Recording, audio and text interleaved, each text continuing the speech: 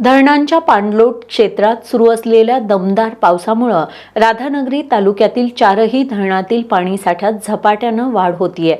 राधानगरी, दूधगंगा, तुळशी आणि धामणी ही चारही महत्त्वाची धरणं वेगानं भरत असून राधानगरी धरणातून 1400 क्युसेक्सनं भोगावती नदीपात्रात विसर्ग सुरू आहे।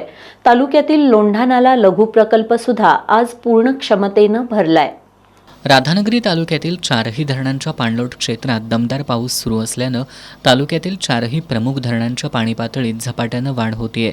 राधानगरी धरणात 7.23 TMC म्हणजेच 87% पाणीसाठा झाला असून आज धरणाची पाणी पातळी 443 फूट 95 इंच इतकी होती।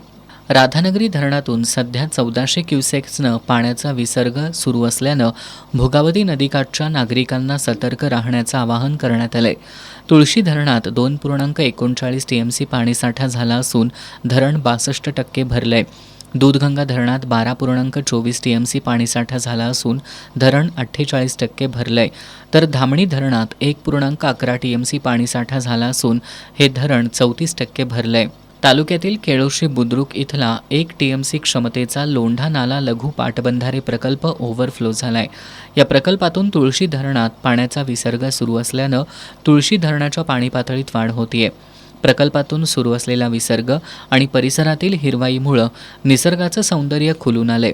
दरम्यान प्रकल्पातून वेगानं पाण्याचा विसर्ग सुरू असल्यानं लोकांनी आवश्यक ती दक्षता घ्यावी असं आवाहन जलसंपदा विभागाच्या वतीनं करण्यात आलंय।